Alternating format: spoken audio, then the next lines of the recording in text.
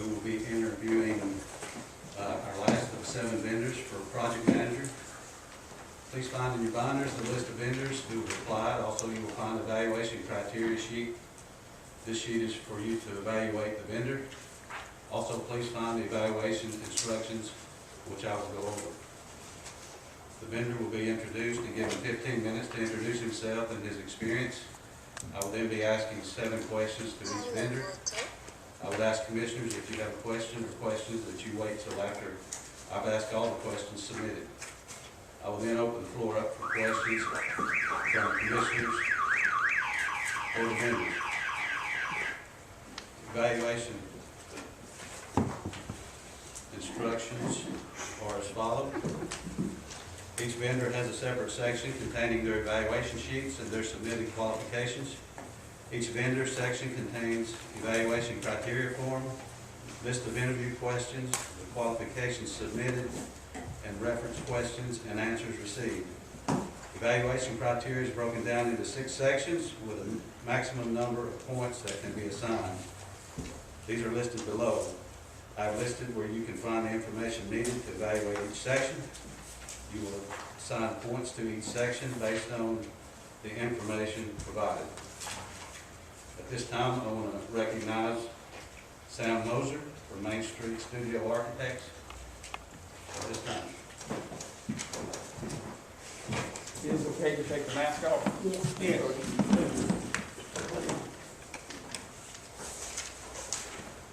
Let my fog clear so I can see where I'm going.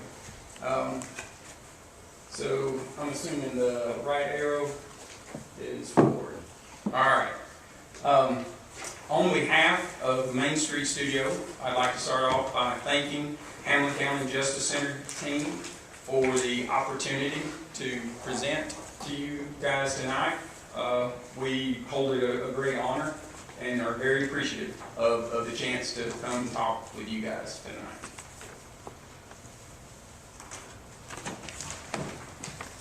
All right, a little bit about Main Street Studio. Who are we and where do we come from? Main Street Studio is a full-service architectural firm located in downtown Sweetwater, which is my hometown. The decision to locate Main Street Studio within this community was because we found ourselves seeing the needs of communities like Sweetwater and the Morristown and those types of communities throughout East Tennessee. So that's where we wanted to be. November actually will mark our 10-year anniversary at Main Street. But our combined team has over 50 years of service in the architectural, engineering, and the construction industry. Our projects has ranged from schools, churches, medical centers, visitor centers, libraries, detention, and justice centers. The project cost range has been anywhere from $600,000 to $60 million over our work experience lifetime. And some of those square footages have reached upwards into 200,000 square feet. We have also worked with several deliveries for projects, which is a traditional design bid approach, design build approach, as well as pre-qualifications of contractors for bidders approach.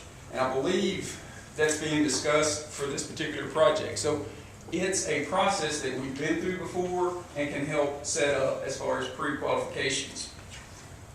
Main Street's goal has always been driven by listening to our clients, meeting their needs through design, selecting the best possible contractor at the best possible cost, and then taking that project and seeing it through to the very end. That's what we bring to the table for Hamlin County, from start of design through finish of construction. That's what we bring. As far as our team members, I'm Sam Mosier. I'm the principal owner, and I promise you guys, if you hire us, this will not be the last time you see my face before this committee. I will be here from start to finish. Lindsay White is a registered architect with us. She couldn't be with us tonight due to prior arrangements, but we have Jason Stark back here. He's a master's degree graduate architect. And Jason's role in our Justice Center work was mainly on site observation, daily documentation, and Jason's extensive background in code research allowed him to be present through a large majority of the fire marshal walkthroughs on something of the magnitude of the Justice Center. So he brings those skills to the table. Abigail Althouse is a new graduate architect with us. One of her first roles at Main Street was actually working on some of the Justice Center work that we did. Her job was to actually compile the daily documentation into weekly reports, package those, and then provide those packages in a monthly submittal to the client. So Lindsay's role as our office manager, she was responsible for keeping the team on task through billing, through record keeping, and the accuracy of that, making sure that we hit our goals, we hit our task for the Justice Center project. So we all, like I say, if you hire us, this won't be the last time you see us. We will be here from start to finish. All right, so you know a little bit about Main Street, you know a little bit about our team. What I want to cover tonight is our specific experience and our specific approach of how we feel like we would best be suited for this project manager's role for Hamilton County Justice Center. We come at this role from a four-pronged approach. One is observation. Two is communication. Three is resolution. And four is verification. So, what does those four words mean to this project? Observation is first and foremost. If hired for this role, one of the first things that we would do is come in, sit down with county officials, sit down with end users, sit down with the design team, and get ourselves inundated and educated with the project at hand. This is very crucial as we move forward in a project such as this. One of the things that we do from the very beginning, after meeting with the team, is we dive into the construction documents. Because those construction documents is going to be our roadmap moving forward. So we've got to know each detail, component, and part of the project. We bring to the table from our Justice Center experience a checklist, a lessons learned, and considerations that we apply to those documents. But another layer that we also bring to the table based on our experience is we begin to look at the design as the end user. Who's going to use this once it's constructed? Because what we've seen through our experiences, sometimes that end user looking at those documents, they'll get to the site and say, I didn't know it was going to be this way. That's the last thing you want to happen, guys, because there are needs, actual needs, physical needs that you need in that building. And you'd rather have it found out before construction starts than after construction starts. You want the end users to understand, clarify that they understand, and accept that project. Because from start to finish, these projects take years, and seats kind of change from time to time. So you need a direct approach and plan. The other aspect that we observe is bidder qualifications. We can help with that. The other layer is in submittal of fire marshal documents. We've got a list that we overlay with the drawings and check as well. So it minimizes those changes from the fire marshal after the project has been designed. So, Sam, why do you tell me all that? I tell you all that because construction ain't even started yet. And we are neck deep, knee deep in inundating ourselves with the project, with what you approve, with what you need and what you want. That's what we do. That's what we bring to the table. So, what happens when construction starts? Once again, it starts with observation. Every site visit that we make, we have a procedure. First and foremost, we let the superintendent know we're on his site. We have a conversation with that superintendent. We follow up on any questions, comments, or concerns that he has. But then what we do is every day within our daily report, we do written documentation and we do photographic documentation every time we're on site. But we take it a layer further because in talking with the GC, we get to know the subs on the site that's physically performing this work. So when we go on site, we know Harry is the plumbing. We know Jerry is piping. We know that sub. So we document each discipline of that sub and what they have done that day. All right? So we take all that information. We once again talk with the GC before we leave.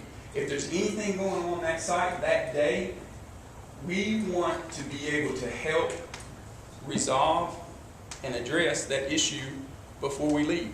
We are the county's representative, and we are the comptroller coordination for that site. So from drawings to construction, that's what happens.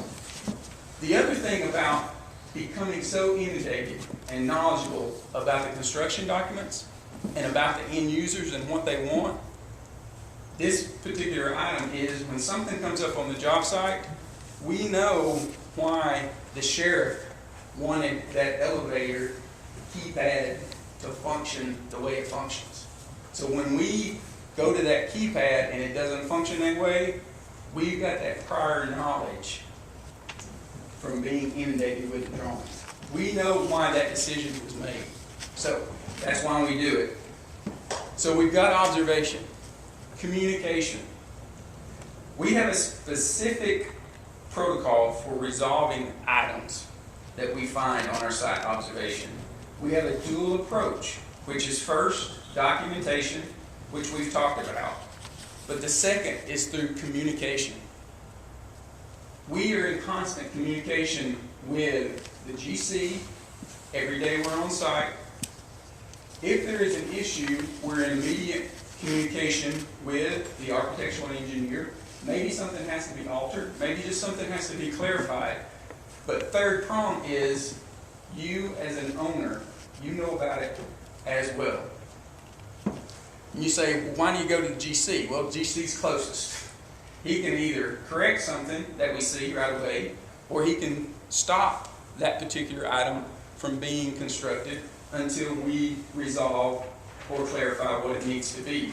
But all the while, communication, communication, communication, you guys know as owner what's going on, why it happened, and you have the knowledge to make the decision to either change it, leave it, or come up with a whole new solution altogether.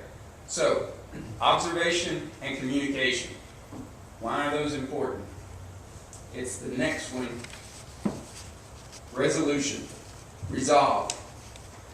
When things arise on the job site, and I'm going to pause right here, because I'm going to say it again. When things happen on a job site, whether it's brand new, clean site, or a 100-year-old building, each job has its own individual items. Things will come up. We are all human, and there's only so many hours in the day to put things in that drawing.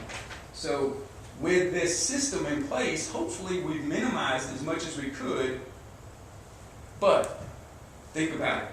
We're observing on our site visits, we're communicating back, so when something does come up, we have a plan in place that can help expedite these issues in a timely manner. We look at what is that issue and have we come up on that issue on another project? Is this specifically for Justin Center, or is it another, construction detail that we can adjust and make better and just keep going? But that plan is in place.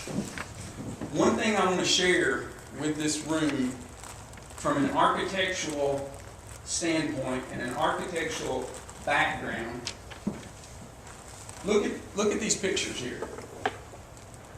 When an architect, the way we've been trained, I don't know if it's a blessing or a curse, but the way we've been trained is we are always trying to make that project better for the end user. An engineer, it's got a calculation and it's done. Contractor, it's got a set of plans, fix it, it's done. The Art and Architecture building never shut down, it never closed on UT campus. Why? Because art is only abandoned, it's never finished. I know it's a nerdy art joke, but what I'm telling you guys is there's something within us. When I look at that picture, I can see and I can remember every point of question, every point of clarification, every item that we need to work out in that project. I tell you that because we want to bring that knowledge, we want to bring that experience to your project to help resolve anything that comes along. That's how we're wired. But another thing, as far as cost savings, in times past, on projects like this, we have served, like on the owner's purchased, owner bought and installed items, we have served as project managers, project coordinators for those items, like fixtures, furniture, kitchen equipment, laundry equipment. These are third-party providers that have their own installers separate from the GC. If you guys purchase that, I think there's some kind of opportunity for tax savings based on items that you purchase. Obviously, we have to verify with the financial department. But it keeps those elements out of the GC scope of work, which disallows any markup or overhead or profit.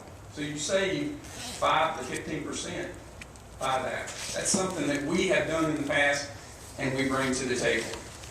So what's the fourth prong approach? Verify, verify, verify. Sam, why did you say it 3 times? Well, if we've observed an issue, if we've documented an issue, if we've communicated the issue, even if we've resolved the issue and we know what we're going to do, verification is the only thing that assures you guys that it actually got done. Those 4 components is a process that we have used, and it works. So, is there other areas of verification that you can provide? Absolutely. We also have project checklists, as I mentioned before, lessons learned, considerations and pitfalls to avoid. But also through training, through coordination, through project closeout, through post-occupancy support, we are there and can verify that these items have been done and accomplished. Let me take you back to training and coordination. You guys are about to embark on a project with technology that is ever changing. It will be one of the toughest situations in Move as far as security system as I would say any project has. Training is absolutely paramount in that. We've been there before. We can verify, we can document for you guys that the training required to run this facility happens.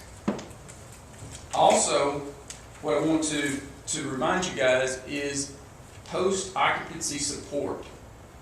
The building's done, all the as-built has been turned in, you've got a brand new building, all your troubles are over, right?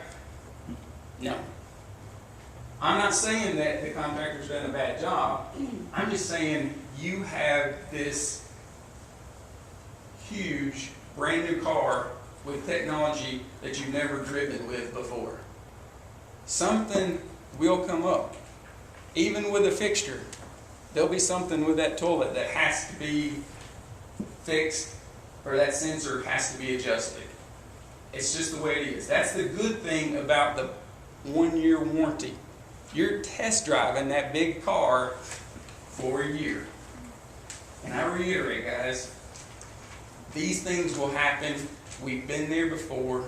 We document, we contact, we meet, we resolve, and you keep using your building. All right. In summary, getting too preachy, I can't forget to scroll by. Observe, communicate, resolve, and verify. From the very beginning, we dive into your project, your drawings, and your team's dreams and aspirations for this project. We take that information and we go on site and we make sure that what's in those documents is what's being constructed in the field. Communicate. GC AE owner. Everybody knows, all cards are on the table. We solve this together. A lot of times work with a GC and they'll, we're supposed to be bad guys, we're supposed to be nemesis. But I tell them, Mr. GC, if you don't look good and that project's completed, I don't look good. Owner, if you're not happy, I'm not happy. We are in this together from the very beginning. And through communication, from start to finish, this is how we accomplish a wonderful project together. Resolution. When we observe and we communicate, we can solve those resolutions that will come our way. And once again, verify, verify, verify. We will be here for you if you give us a chance. Now, one thing I think I skipped in my mind, transition team meetings. Has anyone talked to you guys about the transition team? Having a transition team in place, picking those components. A transition team is made up from county commissioners to sheriffs, jailers, clerks, architects, engineers. We served on a transition team. But the most important thing about that transition team is we keep your team that's going to have to move all these people, all these components, we keep them up to date, informed, they ask questions, and we give them information. All the while, we just don't show up on finish day and nobody knows what it takes to move. Transition team meetings and setting those up, we've done that before. So, in closing, why Main Street? Why us? Just some kid from Sweetwater. Well, I've met a few of you guys before based on our work with Monroe County. So one of the reasons is I feel like we're a good fit because you guys have already seen some of the work that we have done. Is it perfect? No.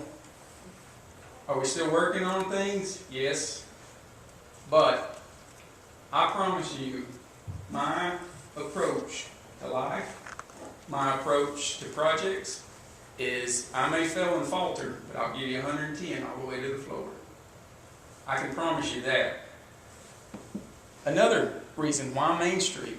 Well, we've worked with all these users before. Sheriffs, jailers, clerks, judges, A&E, design, county commissioners, PR, That was fun. We've been there, and we want to share that with you. Why do we feel like our team best suits this project?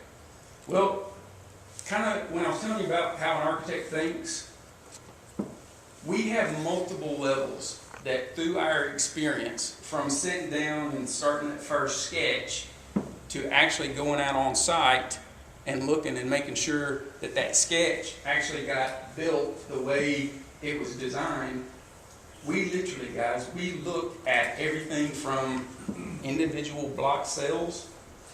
Does that cell have a piece of rebar that hooks into a tag, that hooks into a bed that will support this? And did that smoke evac system get hooked up to the emergency generators when everything shuts down and it comes on? Those are the broad scopes that we have in Green. But last, and certainly not least, why Main Street? We have served, less than a year ago, we have served this identical role for identical project for almost identical components in this project. We literally feel like we just climbed out of the trenches, literal trenches, getting down in there to make sure they got enough covering on the piping. But we literally climbed out of the trenches, and we stand before you telling you, I want to climb back down in those trenches with you guys. We want to take all the lessons learned from start to finish, and we want to share those with Hamlin County. We, like I say, I'll be the first one to tell you we ain't perfect, but I would love to go from top to bottom and back again and say, guys, look out for this. Guys, watch out for that. And us accomplish this together and have a magnanimous project for both Hamlin County, Main Street, Mosley, and whoever the contractor that we select. I can't thank you enough, once again, for the opportunity to come and stand before you. Thank you guys so much. We have a few questions, Okay. and if you've answered these, just bear with me. No worries. What is your company's understanding of the project manager's role as it relates to this project? Our understanding is we're going to get to know the project through the CDs. We're going to get to know the project through the end users. We're going to be on site as the project schedule requires. We're going to document that information. Anything we find, we will relate back to the three components, which is the GC, the owner, and the architect and engineer. And then, through post occupancy, to be here for those items. Those are obviously the highlights that we feel like that this position is asking for. How many of your projects were completed within or under budget?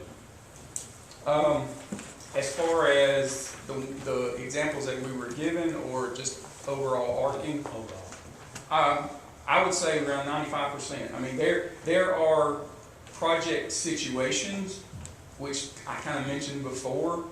Sometimes that owner takes things at the end and adds to it, which bumps the budget, but there's relative information like that is applicable. So I would say 95% or more.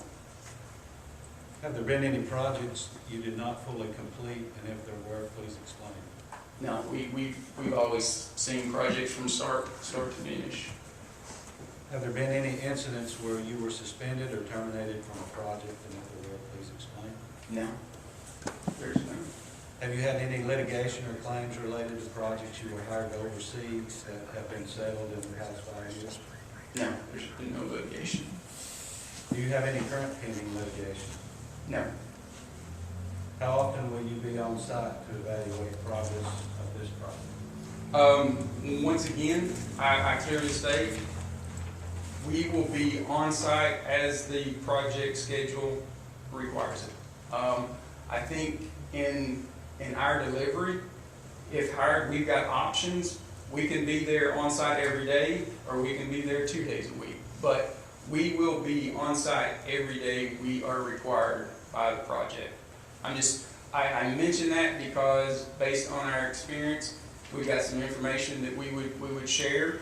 You know, obviously, if it rains, the GC may be on site, but no other sub is on site. So that's an example where we could actually save the county money by not being on site.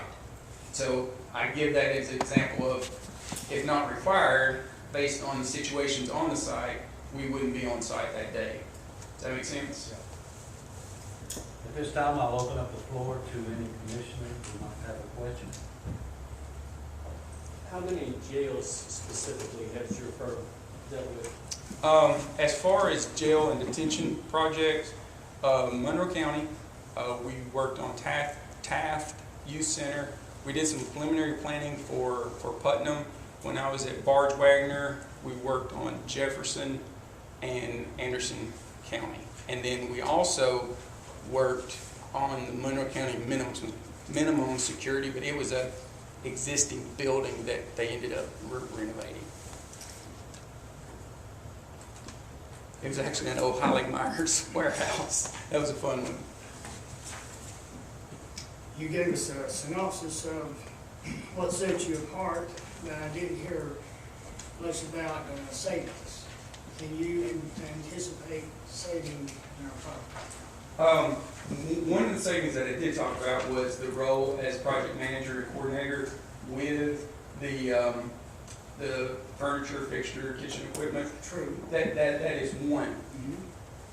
But one of the things that I want to bring to this is, from those previous projects, we have a list of things that happened that cost money, things that happened that save money. So just a real small example is a scenario came up about finishes, carpet versus LVT. Well, in the scenario, the carpet was cheaper and actually provided better sound absorption, but the owner was worried about, that's carpet, I'm gonna have to take care of it. So we actually brought in a sales rep to actually do soils testing on the carpet. So through that list, through our project experience, those are the items that we bring to the table to look at first and foremost, even as we go through the drawings. See, we visit Comfort County, we visit Monroe County. And they're both fine facilities. And in Comfort County, the sheriff suggested to be aware of value engineering. It's something that we've stuck with, that cheaper's not always better. We're just Yes. wondering what your idea, in other words, can you save your fees? Can you find your cost in savings for us? Honest, shooting from the hip straight answer is, I don't know if I could save every dime or every dollar for our fees. But what I can promise you is I will bring you the 28 years of my experience to find every solution and comparison that I can based on our past project experience. Now, one of the things that I want to show is kind of from our last project. I've got a list that we can show you, is even as a project progressed, where a change may have started, but where it ended. And we were able to shave, and like I say, I know there were some that we saved $150,000 on, there's some that we saved $5 on. But through that ever-changing, ever-investigating, ever-searching, that's been our role to do the best that we possibly can. Understood, and we don't necessarily want value engineering. I'm just wondering how you felt about it. Well, there's several terms, and I wish I could think of them right now, but value engineering, obviously, as an old boy that I worked with always once said, the chickens always come home to roost. So you might save $1 today and go with a VCT, But at the end of the year, you're gonna spend $10,000 waxing and polishing that VCT that was $1 a square foot, when you could have went with an LVT or a carpet and quote unquote never had to do that polishing and waxing. So there's items and products and concerns like that that we can bring to the table. One final thing. Sure. As our project manager, and if you are that, you will be reporting to us and you see these problems out in the field, and not to reinvent the wheel, but you will do your best to make this work for all parties. Is that Yes. the way I understand it? Yes, absolutely. First and foremost, Representing us. yes, first and foremost, Hamilton County would be our boss. If I could put it that way. Thank you. Okay, if I understood you correctly, you've got a staff of 4 individuals. Yes, sir. Okay, and will you have any other projects going on at the very same time that this project goes on? Yes. And if so, how are you going to be able to make sure that we receive the services that we need with just a staff of 4? Okay. My answer to you on that is, with Monroe County Justice Center, we only had 3, and we never missed a day being on site. We never missed a meeting. We never missed a presentation. So we have done this before, and we can do it again. Well, I noticed, again, one of your responses here that you said you would be on site every day. I mean, that's one of your written responses. Yes, we have the capability, yes, sir. You have the capability? Yes, sir. Okay. What's the lowest you've come in under budget for any of the projects that you've achieved? Ranging on our projects with Main Street, it's been anywhere from 33 cents to $20,000-$30,000. So,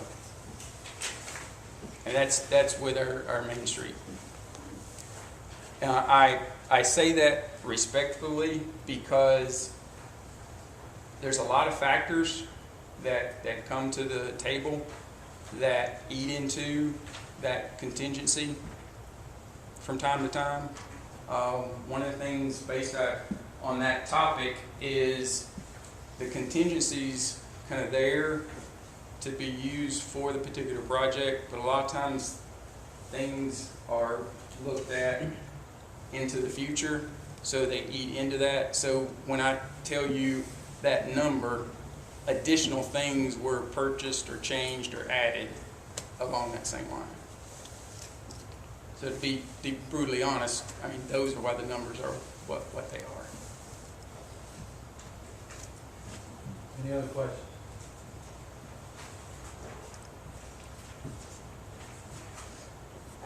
If not, Sam, we appreciate your interest in Hamilton County. Thank you. Thank you guys so much, sir. Once again, I greatly appreciate it, and meeting you guys and seeing you again has been a great pleasure. Thank you. I want to remind commissioners also that your criteria sheets need to be turned in by Wednesday. If you don't have it turned